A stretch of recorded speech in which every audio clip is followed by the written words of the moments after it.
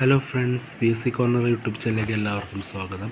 അപ്പോൾ എല്ലാവർക്കും അറിയാവുന്ന പോലെ ഇന്ന് സിവിൽ എക്സൈസ് ഓഫീസർ 14 ജില്ലകളിലെ എക്സാം ആയിരുന്നു ഇന്ന്.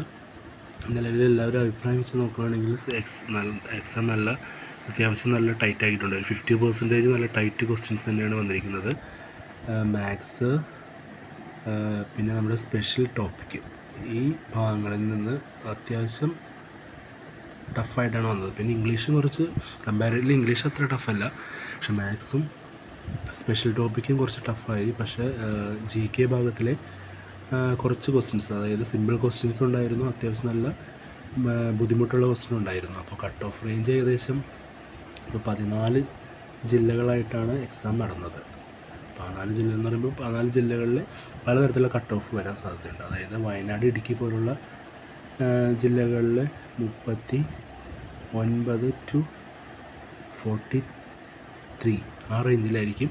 വയനാട്, ഇടുക്കി, പത്തനംതിട്ട അങ്ങനത്തെ ഉള്ളൂ ജില്ലകളിൽ വരാൻ സാധ്യത.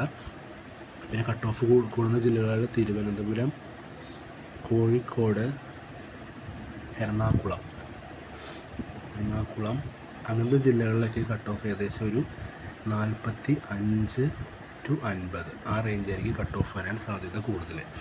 ഇതിൽ മിക്ക ജില്ലകളിലും ഒരു 55+ മേടിച്ചവർ അല്ലെങ്കിൽ 60+ മേടിച്ചവർക്ക് എന്തായാലും നല്ലൊരു ചാൻസ് ആയിരിക്കും. എന്തായാലും തീർച്ചയായിട്ടും ജോലി കിട്ടാൻ സാധ്യതയുണ്ട്. ഒരു എൻട്രൻസ് ടെസ്റ്റും ഫിസിക്കൽ ടെസ്റ്റൊക്കെ നല്ലോണം പാസ് ചെയ്യുമെങ്കിൽ ഇത്ര സ്കോറുള്ളവർക്ക് എന്തായാലും ടോപ്പ് റാങ്കിൽ തന്നെ വരുന്നതായിരിക്കും. അപ്പോൾ നിങ്ങളുടെ മാർക്ക് എത്ര എന്നൊക്കെ കമൻറ്റ് ചെയ്യുക.